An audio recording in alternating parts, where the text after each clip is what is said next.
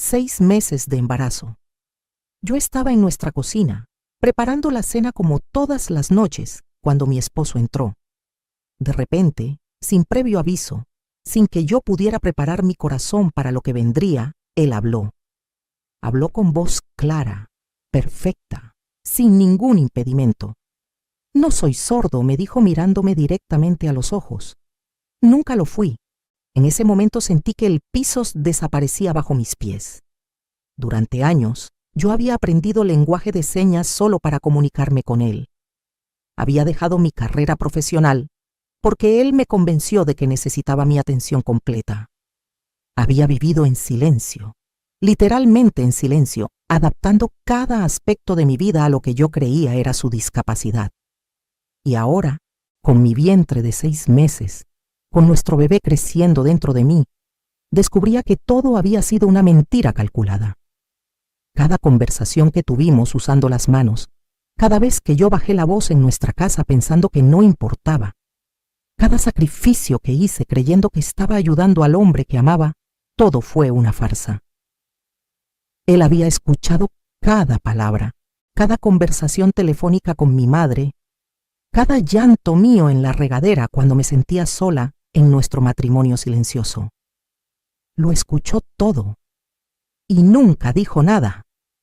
Sigue mi historia hasta el final y comenta la ciudad desde donde me estás viendo para saber qué tan lejos ha llegado mi relato.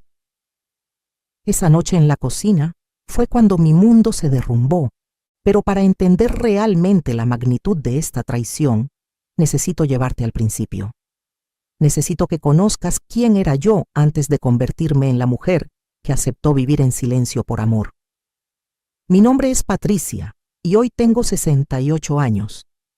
Cuando todo esto comenzó, yo tenía 32, una edad que en mi familia se consideraba peligrosamente cercana a quedarme soltera para siempre.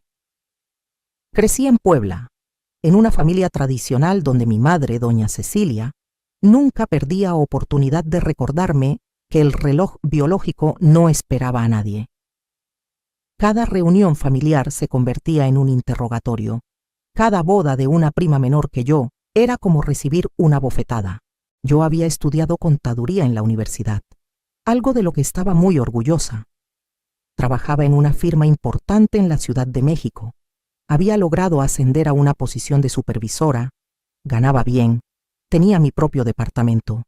Pero para mi madre, nada de eso importaba si no tenía un esposo y una familia. Patricia, el dinero no te va a calentar en las noches, me decía constantemente. ¿De qué sirve tanto estudio si vas a terminar sola? Sus palabras eran como gotas de agua cayendo sobre una piedra. Poco a poco fueron desgastándome.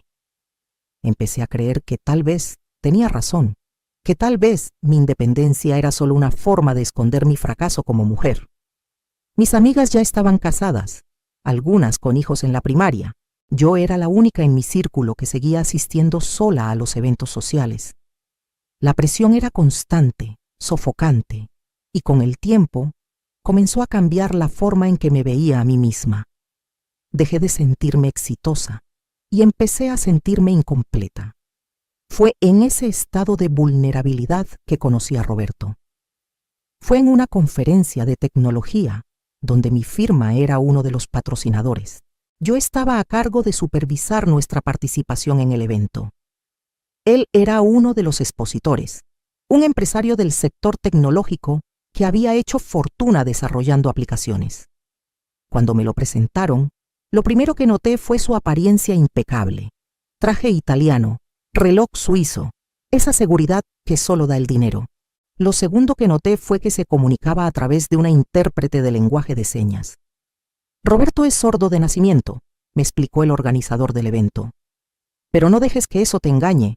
Es uno de los cerebros más brillantes en tecnología de toda Latinoamérica. Durante el evento, nuestras miradas se cruzaron varias veces. Había algo en la forma en que me observaba que me hacía sentir especial, vista de verdad. Al final de su conferencia, se acercó a mí con su intérprete. A través de ella, me invitó a cenar. Yo acepté, intrigada por este hombre exitoso que parecía genuinamente interesado en mí. Esa primera cena fue mágica. A pesar de la barrera del lenguaje, o tal vez precisamente por ella, nuestra comunicación se sentía profunda, significativa. Cada gesto tenía peso, cada expresión facial importaba. Él escribía cosas en su teléfono para mostrarme, yo hacía lo mismo. Nos reímos, conectamos. Cuando llegué a casa esa noche, llamé a mi madre emocionada. Mamá, conocí a alguien especial. Su respuesta fue inmediata y predecible. ¿Es soltero? ¿Tiene buen trabajo? Cuando le conté que era sordo, hubo un silencio. Luego dijo, bueno, mija, nadie es perfecto, y a tu edad no puedes darte el lujo de ser tan exigente. Roberto y yo comenzamos a vernos regularmente. Él viajaba seguido a la Ciudad de México por negocios, y yo empecé a esperar sus visitas con una ansiedad que no había sentido nunca. Me inscribí en clases de lenguaje de señas. Dedicaba mis noches a practicar frente al espejo. Memorizaba cada seña, cada expresión. Quería poder hablar con él sin intermediarios, sin intérpretes, solo nosotros dos. Mis compañeros de trabajo notaron el cambio en mí.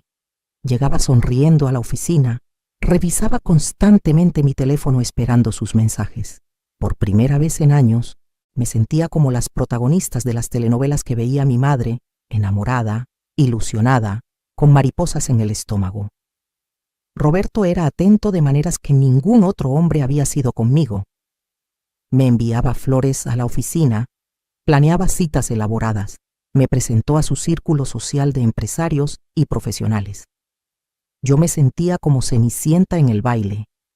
Aquí estaba este hombre guapo, exitoso, millonario, que me había escogido a mí entre todas las mujeres que seguramente lo perseguían. A los 6 meses de conocernos, Roberto me pidió matrimonio. Lo hizo durante un fin de semana en Valle de Bravo, en una casa junto al lago que él había rentado. Preparó una cena romántica en la terraza, con velas por todos lados y pétalos de rosa formando un camino. Cuando sacó el anillo, un diamante que brillaba tanto que casi me ciega. Yo ya estaba llorando. Me lo pidió en señas, cada gesto perfectamente ejecutado. ¿Quieres ser mi esposa? Yo dije que sí antes de que terminara la pregunta. Llamé a mi madre esa misma noche. Su reacción fue de puro alivio. Gracias a Dios, mija. Ya pensaba que me iba a morir sin verte casada. Y dices que tiene dinero. Ay, Patricia, te sacaste la lotería. Y mira, lo de que seas sordo, pues hasta es mejor, así no vale escuchar cuando lo regañes. Se rió de su propio chiste, pero sus palabras se me quedaron grabadas de una forma extraña. Los preparativos de la boda fueron un torbellino. Roberto insistió en que fuera algo grande, elegante. Quiero que todo el mundo sepa que eres mía, me decía a través de señas y mensajes de texto. Rentamos uno de los salones más exclusivos de la Ciudad de México. Contratamos a los mejores proveedores. Mi vestido era importado, de un diseñador que yo solo había visto en revistas. La lista de invitados sobrepasaba las 300 personas. Yo me dejé llevar por la corriente, disfrutando de la atención, de los cumplidos, de la envidia apenas disimulada de algunas primas que siempre me habían hecho sentir menos por estar soltera. Pero en medio de toda esa emoción, Roberto comenzó a hacer sugerencias. Primero fue sobre mi trabajo. ¿Realmente necesitas seguir trabajando?, me preguntó una noche mientras cenábamos. Yo gano suficiente para los dos. Y si vamos a formar una familia, ¿no sería mejor que te enfocaras en eso? Yo dudé. Mi carrera era importante para mí, era parte de mi identidad. Pero él continuó. Piénsalo, Patricia, yo te necesito. Mi discapacidad hace que muchas cosas sean más difíciles para mí. Necesito una esposa que pueda estar disponible, que pueda acompañarme a reuniones de negocios, que pueda ayudarme a navegar un mundo hecho para personas que escuchan. ¿No quieres ayudarme?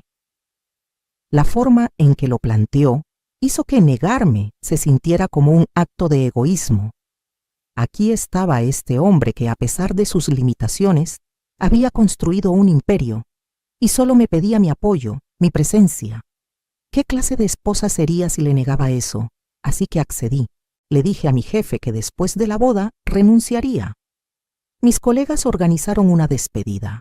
Me regalaron un álbum de fotos con recuerdos de mis 10 años en la firma. Algunos me felicitaron, otros me miraron con lástima apenas disimulada. Una compañera, Mónica, me llevó aparte. Patricia, ¿estás segura de esto?, me preguntó. ¿Trabajaste tan duro para llegar donde estás? ¿De verdad quieres dejarlo todo? Le sonreí con la seguridad de una mujer enamorada. Voy a tener algo mejor, le dije. Voy a tener una familia. La boda fue exactamente como la había soñado. Caminé por el pasillo del brazo de mi padre, quien murió 2 años después, y nunca supo la verdad de lo que viví. Roberto me esperaba en el altar, tan guapo con su smoking, sonriéndome con esa sonrisa que hacía que todo lo demás desapareciera. Intercambiamos votos en lenguaje de señas, un detalle que hizo llorar a más de uno en la audiencia. El sacerdote leyó en voz alta lo que nuestras manos decían, y cuando llegó el momento de besarme, Roberto me tomó de la cintura y me besó como si fuéramos las únicas 2 personas en el mundo. La recepción fue espectacular. Banda en vivo, mariachi, comida de 5 tiempos, barra libre con los mejores licores. Mi madre no paraba de presumir con todo el que se le acercaba. Mi hija se casó con un millonario, la escuché decir más de una vez. Y tan jovencito y guapo. Dios es bueno, ¿verdad? Yo bailé con Roberto. Nos movíamos al ritmo de la música que él no podía escuchar, pero que sentía a través de las vibraciones. Todo el mundo comentaba qué pareja tan especial éramos, qué amor tan puro el nuestro. Esa noche, en la suite nupcial de un hotel 5 estrellas, mientras Roberto dormía a mi lado, yo me quedé despierta mirando mi anillo de bodas, sin poder creer que esta era ahora mi vida. Patricia, la solterona, la mujer casada con su carrera, ahora era la señora de Mendoza, esposa de uno de los empresarios más exitosos de su generación. Nos mudamos a Monterrey, donde Roberto tenía su empresa y una casa que solo puede describirse como una mansión.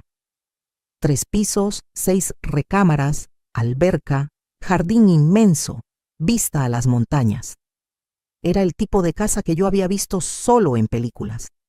Tenía empleada doméstica que venía 3 veces por semana, jardinero, todo. Mi vida se convirtió en algo completamente diferente de lo que había sido. Ya no tenía que levantarme temprano para llegar a la oficina. Ya no tenía que preocuparme por presupuestos o reportes o juntas estresantes. En teoría, tenía todo el tiempo del mundo para hacer lo que quisiera. En la práctica, descubrí que mi nueva vida giraba completamente alrededor de Roberto. Él necesitaba que lo acompañara a todas sus reuniones de negocios para ayudarlo a comunicarse mejor. Necesitaba que estuviera en casa cuando él llegaba porque el silencio de la casa lo deprimía. Necesitaba que cenáramos juntos todas las noches, que viéramos películas juntos, que cada momento libre que yo tenía lo pasara con él. Al principio, lo interpreté como amor, como el deseo natural de un esposo de estar cerca de su esposa. Pero poco a poco, me di cuenta de que no tenía espacio para mí misma. Cuando mencioné que quería tomar clases de pintura, algo que siempre me había interesado, Roberto frunció el ceño. ¿Para qué?, me preguntó. ¿No eres feliz aquí conmigo? Cuando quise visitar a mi madre en Puebla por una semana, él se puso triste. Me hizo sentir culpable por querer dejarlo solo. Pensé que queríamos empezar una familia, me dijo. ¿Cómo vamos a lograrlo si tú estás en Puebla y yo aquí? Tenía una forma de hacer que cada deseo mío, cada necesidad mía, se sintiera como un capricho egoísta. El tema de tener un bebé se volvió una obsesión para Roberto. Llevábamos solo 6 meses de casados cuando empezó a presionar en serio. Ya no somos tan jóvenes, me decía. Mientras más esperemos, más riesgos hay. Yo le decía que quería esperarnos a conocernos mejor como pareja, a disfrutar de nuestro matrimonio antes de agregar la responsabilidad de un hijo. Pero él insistía y finalmente yo cedí, como siempre cedía. Dejé de cuidarme y a los 3 meses Las 2 rayitas en la prueba de embarazo confirmaron que estaba esperando un bebé. Roberto lloró de felicidad cuando se lo dije. Me abrazó tan fuerte que casi no podía respirar. Vamos a ser una familia de verdad, me dijo por señas. Vamos a ser perfectos. El embarazo fue difícil desde el principio. Náuseas constantes, cansancio extremo, dolores de espalda. Pero Roberto se volvió aún más atento, si eso era posible. Me traía té de jengibre para las náuseas, me masajeaba los pies, me compraba antojos a cualquier hora. Parecía el esposo perfecto, y yo me sentía culpable por los momentos en que me sentía atrapada, sofocada por su atención constante. Empecé a notar cosas extrañas, pequeños detalles que no encajaban. Una vez, estaba en la regadera y dejé caer el champú. El sonido del envase de plástico golpeando el piso de cerámica fue fuerte, resonó en todo el baño. Segundos después, Roberto tocó la puerta. ¿Estás bien?, me preguntó a través de la puerta cerrada. Cuando salí, le pregunté cómo supo que algo había pasado. Vi la luz bajo la puerta parpadear, me dijo. No tenía sentido, pero yo quería creer. Necesitaba creer. Otra vez, estábamos viendo una película con subtítulos como siempre hacíamos. Yo me levanté para ir al baño y cuando regresé, Roberto estaba riendo. En la pantalla, uno de los personajes acababa de hacer un chiste. ¿De qué te ríes?, le pregunté con curiosidad. Él se puso serio inmediatamente. De la expresión del actor, me dijo. Se veía ridículo. Cuando llegué a los 6 meses de embarazo, mi cuerpo había cambiado completamente. Tenía una panza enorme, mis pies estaban hinchados, me costaba trabajo dormir. Pero había algo hermoso en todo eso también. Sentir a mi bebé moverse dentro de mí, saber que pronto sería mamá. Esa tarde de diciembre, estaba en la cocina preparando pozole, un antojo que había tenido toda la semana. Roberto había estado en su oficina en casa toda la tarde, como era usual. Bajó alrededor de las 7, justo cuando yo estaba sirviendo el pozole en los platos. Yo estaba de espaldas a él, concentrada en no derramar el caldo caliente. No escuché sus pasos, por supuesto. En nuestra casa nunca había sonidos innecesarios. Yo había aprendido a moverme en silencio, a vivir como si el sonido no existiera. Pero entonces escuché su voz. Clara, perfecta, sin ningún defecto. Huele delicioso. Me quedé congelada, la cuchara suspendida en el aire. Pensé que había imaginado las palabras, que el embarazo estaba haciéndome escuchar cosas. Me di vuelta lentamente y ahí estaba él, parado en la entrada de la cocina, mirándome con una expresión que nunca le había visto. No era amor, no era ternura. Era algo frío, calculador.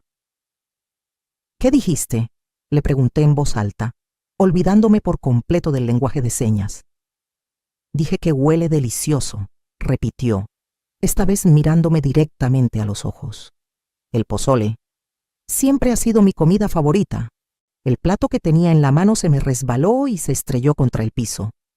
El pozole se derramó por todos lados, manchando los azulejos blancos de la cocina, salpicando mis piernas. Pero no me moví. No podía moverme. No entiendo, logré decir finalmente. ¿Cómo estás? ¿Hablando?, completó la frase por mí. Siempre he podido hablar, Patricia. Siempre he podido escuchar. No soy sordo.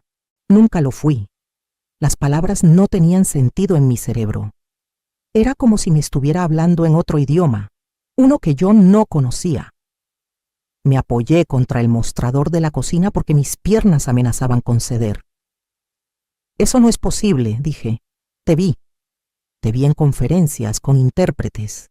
Te vi comunicarte en señas con otras personas. Conocí a tu familia, ellos también.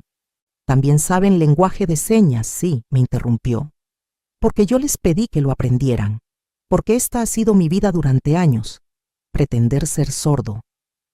Se movió hacia la mesa de la cocina y se sentó relajado, como si estuviéramos teniendo una conversación normal sobre el clima. Yo seguía paralizada junto al mostrador, mi cerebro tratando desesperadamente de procesar lo que estaba escuchando. ¿Por qué? Fue lo único que logré articular. Roberto suspiró, como si la pregunta lo aburriera. Porque descubrí que la gente confía más en ti cuando creen que tienes una discapacidad. Porque los competidores de negocios te subestiman. Porque te dan contratos por lástima que nunca te darían por mérito. Porque conseguí subsidios del gobierno, apoyos para empresarios con discapacidad, incentivos fiscales. Mi empresa creció el doble de rápido gracias a esas ventajas. Mi mano fue instintivamente a mi vientre, protegiendo a mi bebé de esta locura. ¿Y yo? Pregunté. ¿Qué fui yo en todo esto? Tú fuiste la pieza que me faltaba, dijo, con una frialdad que me heló la sangre. Un hombre sordo con una esposa dedicada que aprendió lenguaje de señas por amor. Eso es una historia poderosa, Patricia. Eso genera confianza, simpatía. Me ha abierto puertas que ni te imaginas. Además, necesitaba a alguien que cuidara de la casa, que estuviera disponible todo el tiempo, que no tuviera una carrera que la distrajera. Y tú, con tu mamá presionándote para casarte, con tu miedo a quedarte soltera, fuiste perfecta. Sentí que iba a vomitar. Todo mi cuerpo temblaba. Me hiciste renunciar a mi trabajo, dije, mi voz rompiéndose. Dejé mi carrera, dejé mi vida. Aprendí un idioma completeto nuevo para poder hablar contigo, y tú. Tú podías escucharme todo el tiempo. Cada palabra, confirmó él. Cada conversación telefónica con tu madre, donde te quejabas de lo sola que te sentías. Cada vez que llorabas en la regadera pensando que no podía escucharte. Cada comentario que le hiciste a tus amigas sobre lo difícil que era tu matrimonio, lo escuché todo. Me dejé caer al piso, sin importarme el pozole derramado que manchaba mi ropa. Las lágrimas comenzaron a caer sin control. 3 años. 3 años viviendo una mentira. 3 años de silencio, de comunicarme con las manos, de cambiar cada aspecto de mi vida para acomodarme a una discapacidad que nunca existió. ¿Por qué me lo dices ahora?, pregunté. Porque ya no necesito seguir con la farsa contigo, respondió. Estás embarazada, no vas a dejarme, no tienes trabajo, no tienes ingresos propios. Tu familia está encantada con nuestro matrimonio, con mi dinero. ¿A quién le vas a decir? ¿Quién te va a creer? Y aunque te crean, ¿qué vas a hacer? ¿Divorciarte de mí estando embarazada? ¿Volver con tu mamá después de haber presumido tanto tu matrimonio perfecto? Tenía razón y ambos lo sabíamos. Yo estaba atrapada, completamente atrapada. Esa noche no pude dormir. Me quedé en una de las habitaciones de huéspedes, con la puerta cerrada con seguro, llorando hasta que no me quedaron lágrimas. Roberto no intentó buscarme, no tocó mi puerta. Probablemente estaba en nuestra habitación, en nuestra cama, durmiendo tranquilamente después de haber destruido mi mundo entero. Al día siguiente, bajé a la cocina cerca del mediodía. Había limpiado el pozole derramado, los platos rotos ya no estaban. Roberto estaba sentado a la mesa del desayunador leyendo el periódico. Cuando me vio, sonrió. «Buenos días», me dijo con voz normal, y ese saludo verbal se sintió como una bofetada. «¿Cómo dormiste?». No respondí. Fui directo al refrigerador. Saqué jugo de naranja, me serví un vaso. Mis movimientos eran mecánicos, automáticos. «Patricia, no te pongas dramática», dijo Roberto con un tono condescendiente. Nada ha cambiado realmente. Seguimos siendo la misma pareja. Solo que ahora podemos hablar normal cuando estemos solos. ¿No es eso mejor? Me di vuelta para mirarlo. Nada ha cambiado, repetí sus palabras con incredulidad. Me mentiste durante 3 años. Me hiciste cambiar toda mi vida basándome en una mentira. Te di una vida mejor, me corrigió. Antes de conocerme, ¿qué tenías?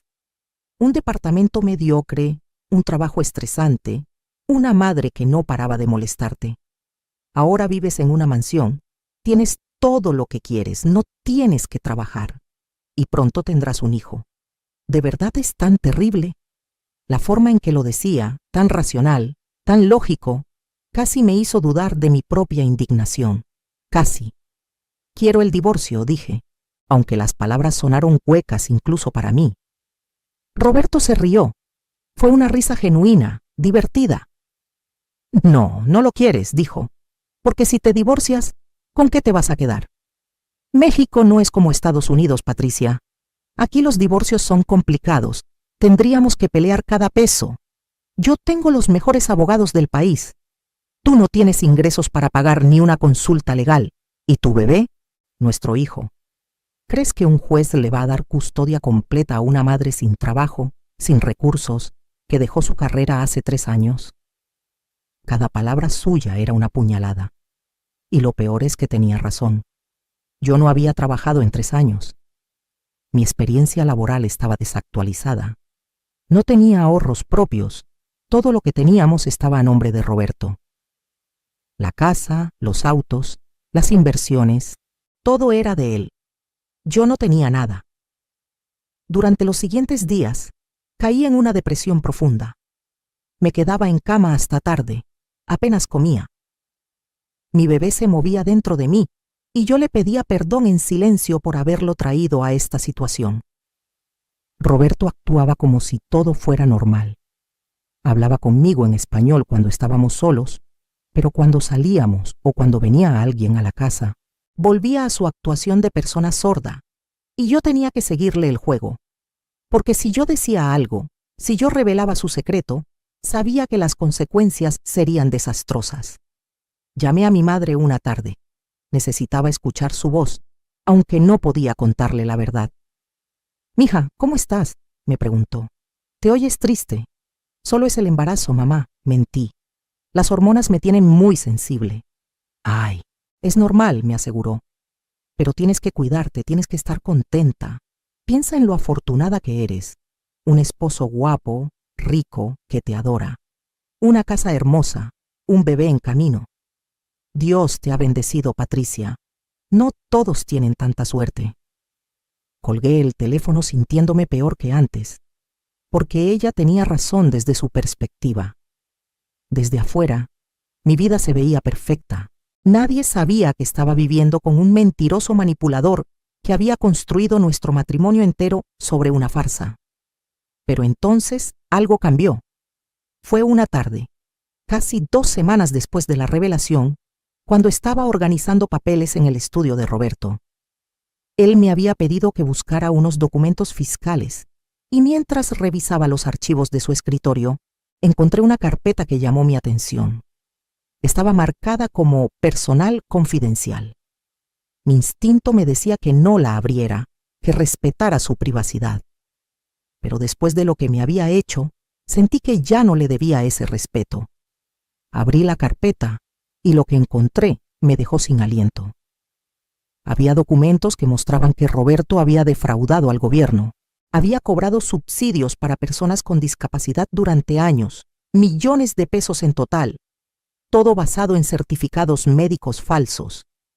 Había contratos con el gobierno que específicamente le habían sido otorgados por su condición. Había correspondencia con médicos corruptos que le habían proporcionado la documentación falsa. Pero eso no era todo. También encontré documentos sobre propiedades que yo no conocía, cuentas bancarias en el extranjero, inversiones ocultas. Roberto tenía mucho más dinero del que yo pensaba, y lo estaba escondiendo. Me quedé ahí sentada, con las manos temblando, mirando esos documentos. Y por primera vez desde aquella noche en la cocina, sentí algo diferente al dolor y la desesperación. Sentí poder, porque ahora yo tenía información. Información que podría destruirlo. Tomé mi teléfono y fotografié cada página, cada documento. Tardé casi 2 horas asegurándome de capturar cada detalle. Luego volví a poner todo exactamente como lo había encontrado y salí del estudio. Esa noche en la cena, Roberto habló sobre su día como si nada. «Cerré un contrato importante con el gobierno», me dijo con orgullo. «Vale 30 millones de pesos. Es para desarrollar una plataforma de accesibilidad». La ironía era casi cómica. Un hombre que fingía ser sordo desarrollando tecnología de accesibilidad para personas con discapacidades reales. Durante las siguientes semanas, me convertí en una actriz tan buena como él. Seguí viviendo en la casa, cumpliendo mi papel de esposa devota, pero en secreto estaba planeando. Contraté a un abogado especializado en fraudes, le envié copias de todos los documentos que había encontrado. Me aseguró que con esa evidencia, Roberto enfrentaría no solo un divorcio, sino posibles cargos criminales. También contraté a un investigador privado para que averiguara si había más cosas que yo no sabía, y las sabía. Resultó que yo no era la primera mujer a la que Roberto había engañado con su farsa de sordera. Había tenido 2 novias anteriores. Ambas habían aprendido lenguaje de señas por él. Ambas habían dejado sus trabajos. Una de ellas estaba dispuesta a testificar sobre su patrón de comportamiento manipulador. Mientras tanto, en casa, yo jugaba mi papel perfectamente. Cocinaba sus comidas favoritas, veía películas con él, hasta reía de sus chistes. Roberto pensaba que me había resignado, que había aceptado mi destino. Una noche me dijo: «Sabía que entenderías, sabía que eras inteligente. Juntos podemos tener una buena vida, Patricia. Solo necesitas aceptar las cosas como son». Yo asentí, le sonreí, y por dentro pensaba en todo lo que estaba por venir. Mi bebé nació en marzo, una niña hermosa que llamamos Sofía. El parto fue difícil, casi 20 horas de labor, pero cuando la tuve en mis brazos, sentí una determinación renovada. Esta niña merecía crecer en un ambiente de verdad, no de mentiras. Roberto fue un padre atento esos primeros meses. Cambiaba pañales, se levantaba en las noches cuando Sofía lloraba. Y cada vez que lo veía con nuestra hija, sentía una mezcla de ternura y repulsión. Porque esta niña era inocente, pero él no lo era. Cuando Sofía cumplió 4 meses, mi abogado me dijo que era tiempo de actuar. Teníamos toda la evidencia que necesitábamos. Había contactado a las autoridades fiscales, quienes estaban muy interesadas en investigar el fraude de Roberto. También había preparado una demanda de divorcio, que no solo me daría la custodia de Sofía, sino también una compensación económica significativa, basada en los activos ocultos que habíamos descubierto. Elegí un martes para ejecutar mi plan. Roberto tenía una reunión importante esa tarde con funcionarios del gobierno, otra presentación donde jugaría su papel de empresario sordo innovador. Esa mañana, mientras desayunábamos, le sonreí. «Espero que tu reunión salga bien hoy», le dije. «Gracias», respondió, sin sospechar nada. «Debería estar de vuelta para la cena». «Tómate tu tiempo», le dije. «Sofía y yo estaremos bien». Cuando se fue, esperé exactamente 30 minutos. Luego hice una llamada.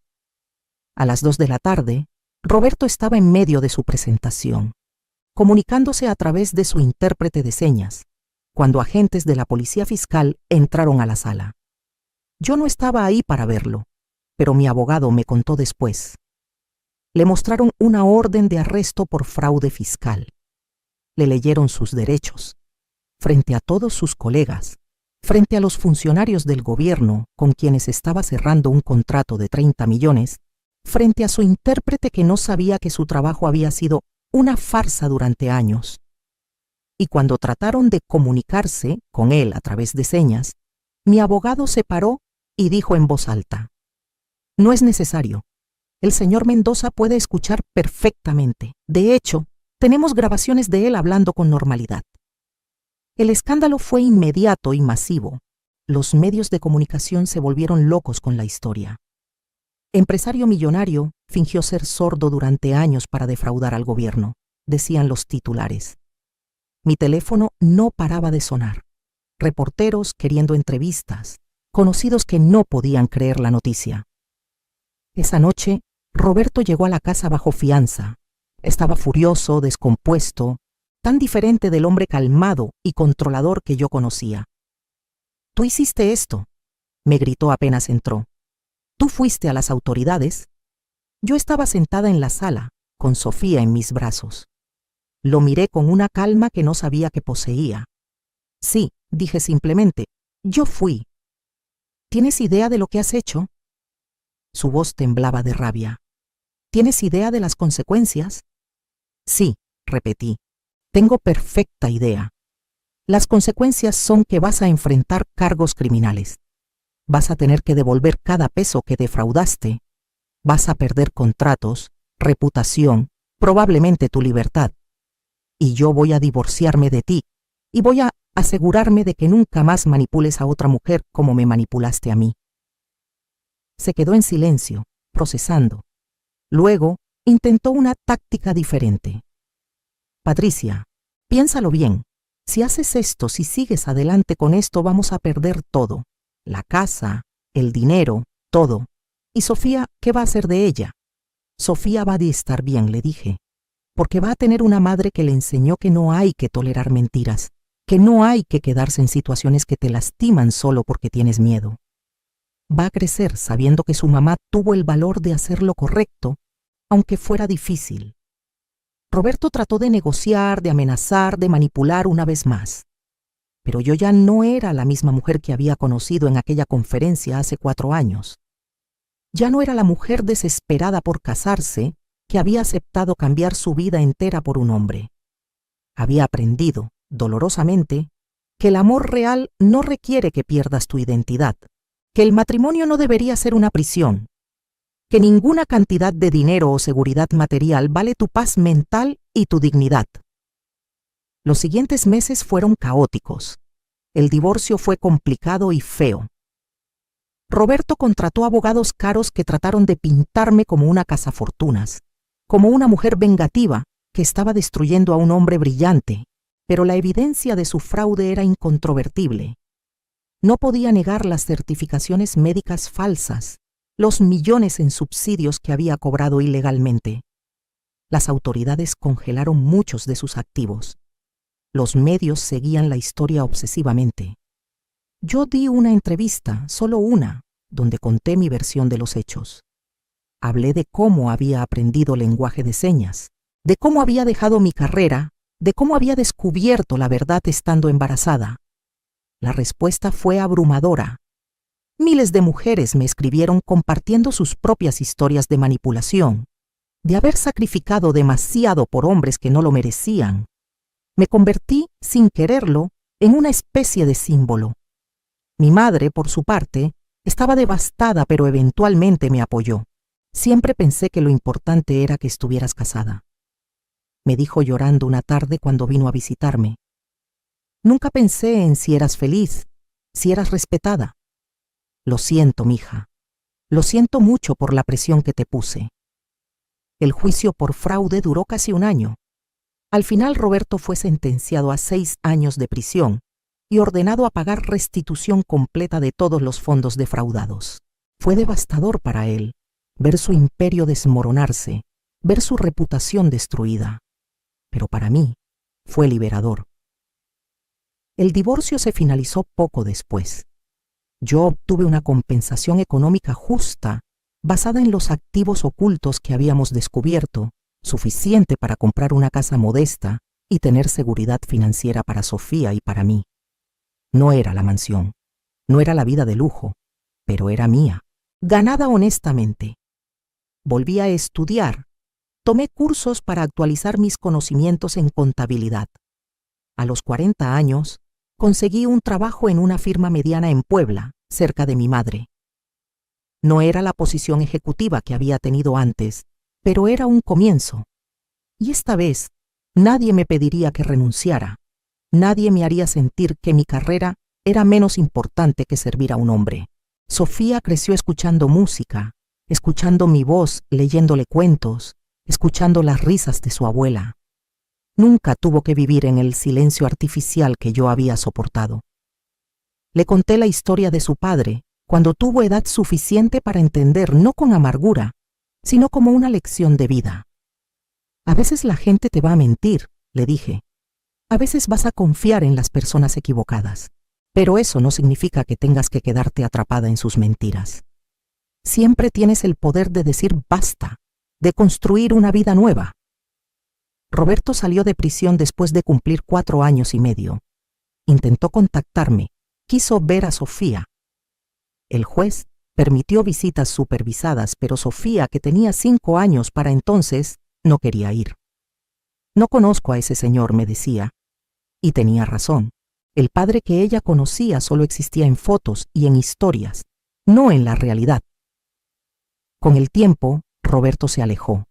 Se mudó a otro estado. Intentó reconstruir su vida. Yo no le deseaba mal, pero tampoco quería que fuera parte de la mía. Había cerrado ese capítulo completamente. Hoy, a mis 68 años, miro hacia atrás y veo una vida llena de lecciones. Sí, perdí 3 años con un mentiroso. Sí, renuncié a una carrera que me había costado años construir. Sí, fui manipulada y engañada de la manera más cruel. Pero también aprendí que soy más fuerte de lo que nunca imaginé. Aprendí que nunca es tarde para empezar de nuevo, para recuperar tu vida, para decir no. Sofía ahora tiene 36 años. Es ingeniera, independiente, fuerte. Tiene su propia casa, su propia carrera exitosa. Se casó hace 2 años con un hombre bueno que la respeta, que la apoya, que nunca le pediría que sea menos de lo que es. Cuando me preguntó consejos antes de su boda, le dije: nunca dejes que nadie te haga sentir que tienes que ser menos para que ellos sean más. El amor real te hace crecer, no te hace pequeña. Mi madre murió hace 5 años. Antes de irse, me tomó la mano y me dijo: estoy orgullosa de ti. Cometí errores presionándote, pero tú fuiste valiente. Fuiste más valiente que yo nunca fui. Esas palabras significaron más para mí que cualquier disculpa. A veces me encuentro con mujeres en situaciones similares. Mujeres que me cuentan sobre esposos controladores, sobre haber dejado sus carreras, sobre sentirse atrapadas. Y siempre les digo lo mismo: no estás sola y no estás atrapada. Puede sentirse así, pero hay salida. Siempre hay salida. Solo necesitas el valor para tomarla. También me he vuelto activista en temas de fraude y manipulación. Trabajo con una organización que ayuda a víctimas de abuso emocional y financiero. Doy pláticas en universidades. Advierto a mujeres jóvenes sobre las señales de relaciones tóxicas. Uso mi historia, por dolorosa que sea, para ayudar a otras. Porque si mi experiencia puede evitar que, aunque sea una mujer, pase por lo que yo pasé, entonces valió la pena compartirla. El edificio donde trabajaba antes de casarme ya no existe. Lo demolieron para construir un centro comercial. Pero a veces paso por ahí y recuerdo a la Patricia de 32 años, exitosa pero insegura, desesperada por cumplir las expectativas de su familia. Le diría tantas cosas si pudiera. Le diría que su valor no depende de tener un anillo en el dedo. Le diría que estar soltera no es un fracaso. Le diría que ningún hombre vale sacrificar quién eres. Pero no puedo hablar con esa Patricia. Solo puedo hablar contigo, quien sea que estés escuchando esta historia. Y lo que quiero decirte es esto: si algo en tu relación te hace sentir que estás perdiendo partes de ti misma, presta atención a esa sensación. Si alguien te pide que seas menos para que ellos puedan ser más, corre en la dirección opuesta.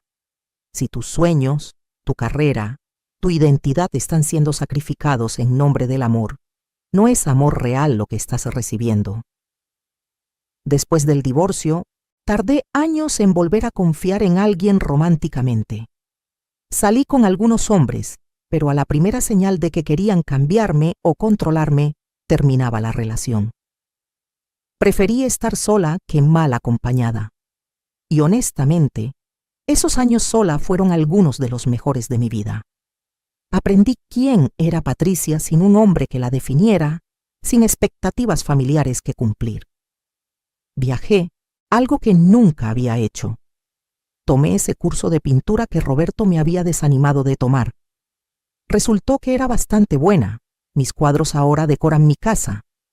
Hice amigas verdaderas, mujeres que me apoyaron incondicionalmente. Encontré alegría en cosas simples: un café en la mañana mientras veía salir el sol, una película que me hacía llorar, una conversación profunda con mi hija. Eventualmente, a los 52 años, conocí a Javier. Era viudo, tenía hijos adultos como yo, trabajaba como maestro de secundaria. No tenía dinero como Roberto, no tenía mansión ni autos de lujo, pero tenía algo infinitamente más valioso. Era honesto. Nuestra relación creció lentamente, sin presiones, sin manipulaciones. Me animaba a seguir con mi carrera, celebraba mis éxitos, me apoyaba en mis fracasos. Cuando me pidió matrimonio después de 3 años de novios, le dije que sí. Pero esta vez fue diferente. Esta vez no dejé mi trabajo. Esta vez mantuve mi independencia financiera. Esta vez entré al matrimonio como una socia igual, no como alguien que necesitaba ser rescatada. Javier y yo hemos estado casados 15 años ahora. No es perfecto, ningún matrimonio lo es, pero es real, es honesto y me hace feliz. Eso es más de lo que nunca tuve con Roberto. Hace unos años recibí una carta de Roberto. Había pasado más de 2 décadas desde nuestro divorcio. En la carta se disculpaba. Decía que había estado en terapia, que finalmente entendía el daño que había causado. Decía que lamentaba haber desperdiciado lo que podría haber sido una buena relación si él hubiera sido honesto desde el principio. No le respondí, no porque no lo perdonara. Con el tiempo había logrado perdonarlo por mi propia paz mental. Pero no le debía mi tiempo, mi energía ni mi respuesta. Ese capítulo estaba cerrado completamente. Le mostré la carta a Sofía, que para entonces ya era adulta. ¿Qué piensas?, me preguntó. Pienso que algunas personas cambian y otras solo aprenden a decir lo que creen que quieres escuchar, le dije. Y honestamente, ya no me importa cuál de las dos es él. Ya no es parte de mi vida. Sofía me abrazó. Eres la mujer más fuerte que conozco, me dijo, y en ese momento yo lo creí. Porque la fuerza no es nunca caerte, es levantarte cada vez que lo haces. Ahora, cuando miro las fotos de mi boda con Roberto, de esos años en la mansión, casi no reconozco a esa mujer. Parece una extraña, alguien que existió en otra vida. Pero fue parte de mi viaje, parte de lo que me convirtió en quien soy hoy. No me arrepiento de haberlo denunciado. No me arrepiento de haber exigido justicia. Algunas personas me dijeron que debería haberme quedado callada, que debería haber aceptado el dinero y la comodidad a cambio de ignorar las mentiras. Pero yo no podría haberme visto al espejo cada día sabiendo que estaba viviendo una farsa. Y más importante, no podría haberle enseñado a mi hija que está bien aceptar el abuso a cambio de seguridad material. Los domingos, Sofía viene a comer con Javier y conmigo. Trae a su esposo, a veces vienen amigos. Mi casa se llena de risas, de conversaciones, de vida. Es una casa modesta comparada con la mansión de Roberto, pero está llena de amor verdadero. Y eso la hace un palacio para mí. A veces, cuando estoy sola, pienso en todas las mujeres que siguen atrapadas en situaciones como en la que yo estuve. Mujeres que saben que algo está mal, pero tienen miedo de actuar. Mujeres que han sacrificado tanto que sienten que ya no pueden recuperar lo que perdieron. Mujeres que creen que es muy tarde para empezar de nuevo. Y quiero gritarles, nunca es tarde. Yo empecé de nuevo a los 40. Otras mujeres lo han hecho a los 50, a los 60, incluso más tarde. Mientras tengas aliento en tu cuerpo, tienes la oportunidad de cambiar tu vida. No será fácil. No lo fue para mí. Hubo noches de llanto, momentos de duda, días donde pensé que había cometido un terrible error al dejar la seguridad de mi matrimonio, por falso que fuera. Pero del otro lado de ese miedo, de ese dolor, estaba la libertad. Y créeme cuando te digo que la libertad vale cualquier precio. Mi nieta nació el año pasado. Cuando Sofía me la puso en los brazos, lloré. Porque esta pequeña va a crecer en un mundo diferente al que yo conocí. Va a crecer viendo a su madre tener una carrera exitosa y un matrimonio feliz. Va a crecer viendo a su abuela como una mujer que no aceptó ser víctima. Va a aprender que las mujeres no tienen que elegir entre el amor y la realización personal, que podemos tener ambos. He aprendido que el silencio puede ser de muchos tipos. Está el silencio que yo viví con Roberto, un silencio impuesto, artificial, que era en sí mismo parte de la mentira. Pero también está el silencio de la paz, el silencio de estar cómoda contigo misma, de no necesitar llenar cada momento con ruido para evitar enfrentar tus pensamientos. Ese es el silencio que valoro ahora. Sigo usando lenguaje de señas de vez en cuando. Trabajo como voluntaria en una escuela para niños sordos, enseñando matemáticas básicas. Es irónico, lo sé. Aprendí este idioma hermoso por razones completamente equivocadas, pero ahora lo uso para algo bueno, para ayudar a niños que realmente lo necesitan. Una vez, una de las madres me preguntó por qué aprendí lenguaje de señas. Le conté una versión resumida de mi historia. Se quedó en silencio un momento. Luego me dijo: a veces Dios toma las cosas que se hicieron para lastimarnos y las convierte en herramientas para sanar a otros. Me gustó esa perspectiva. Mi historia ha sido contada en artículos, en programas de televisión. Algunas personas me reconocen en la calle. Siempre es un poco incómodo, pero si mi experiencia ayuda a alguien más, puedo vivir con la incomodidad. La semana pasada una mujer joven me detuvo en el supermercado. «Usted es Patricia Ramos, ¿verdad?», me preguntó. Cuando asentí, me abrazó. «Su historia me salvó», me dijo. «Estaba en una relación terrible, pero tenía miedo de irme. Cuando escuché lo que usted pasó y cómo tuvo el valor de salir, supe que yo también podía hacerlo. Ahora tengo mi propio negocio y soy más feliz de lo que he sido en años». Esos momentos hacen que todo valiera la pena. El dolor, la humillación pública, las batallas legales, todo. Si mi historia le dio a aunque sea una mujer el valor de cambiar su vida, entonces mi sufrimiento tuvo propósito. Roberto eventualmente se volvió a casar. Me enteré por conocidos mutuos. Aparentemente, con su nueva esposa es completamente honesto. No hay falsas discapacidades. No hay mentiras elaboradas. Parte de mí se pregunta si realmente cambió o si solo aprendió a no ser atrapado. Pero la verdad es que ya no me importa. Él es el pasado, un capítulo cerrado. Mi presente está lleno de gente que amo y que me ama de verdad. Mi futuro es mío para escribirlo como quiera. No tengo que fingir, no tengo que actuar, no tengo que ser menos de lo que soy para hacer que alguien más se sienta cómodo. A todas las mujeres que están escuchando esto, especialmente a las que tienen mi edad o más, quiero decirles algo importante. Nunca es tarde para ti. La sociedad nos dice que después de cierta edad, nuestro valor disminuye, que deberíamos estar agradecidas por cualquier atención que recibamos, que deberíamos conformarnos. Eso es mentira. Tu valor no disminuye con la edad. Tu derecho a ser feliz, respetada y amada de verdad no tiene fecha de expiración. Yo encontré el amor verdadero a los 52. Empecé una nueva carrera a los 40. Recuperé mi vida a los 36. Y cada día desde entonces ha sido un regalo. Sí, perdí años valiosos con un hombre que no merecía mi tiempo. Pero gané algo invaluable. Me gané a mí misma de vuelta. Si Roberto no me hubiera traicionado de esa manera tan horrible, probablemente hubiera seguido en ese matrimonio toda mi vida. Hubiera criado a Sofía en un ambiente de mentiras. Hubiera envejecido sintiéndome vacía por dentro, pero sin saber por qué. En una forma retorcida, su crueldad fue mi liberación.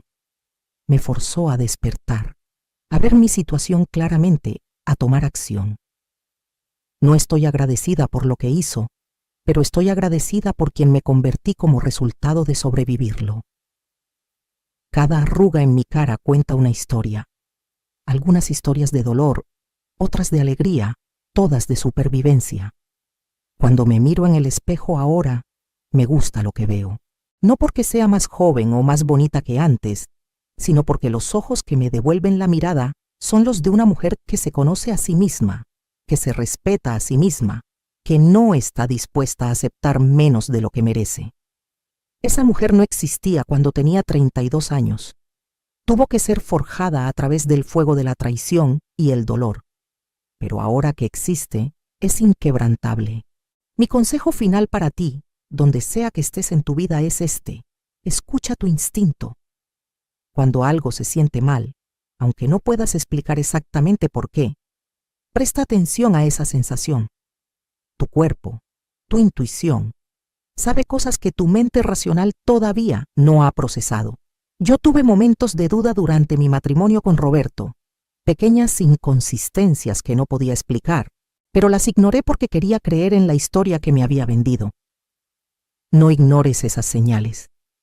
Y si ya estás en una situación difícil, si ya reconoces que estás siendo manipulada o controlada, quiero que sepas que salir es posible. No será fácil, no será rápido, pero es posible. Da un paso a la vez. Busca ayuda, habla con alguien de confianza, consulta con un abogado, empieza a hacer un plan. No tienes que tenerlo todo resuelto antes de empezar. Solo necesitas empezar. El camino se revela mientras lo caminas. Hoy es mi cumpleaños número 68. Javier me preparó el desayuno. Sofía vendrá más tarde con su familia. Algunos amigos pasarán en la tarde. Es un día simple, tranquilo, perfecto. Mientras soplo las velas de mi pastel, mi deseo no es para mí. Ya tengo todo lo que necesito. Mi deseo es para todas las mujeres que siguen atrapadas en situaciones como en la que yo estuve. Deseo que encuentren su fuerza. Deseo que encuentren su voz. Deseo que se den cuenta de que merecen más. Y deseo que tengan el valor de reclamarlo. Porque la vida es demasiado corta para vivirla en silencio, para vivirla siendo menos de quien realmente eres, para vivirla cumpliendo el papel que alguien más escribió para ti. Tu historia es tuya para escribir. Y nunca, nunca es tarde para empezar un nuevo capítulo. ¿Qué harías en mi lugar? Comenta abajo. Y recuerda, tu valor no lo determina ningún hombre, ninguna relación, ninguna expectativa social. Lo determinas tú. Y eres más valiosa, más fuerte y más capaz de lo que probablemente crees en este momento. Confía en eso. Confía en ti.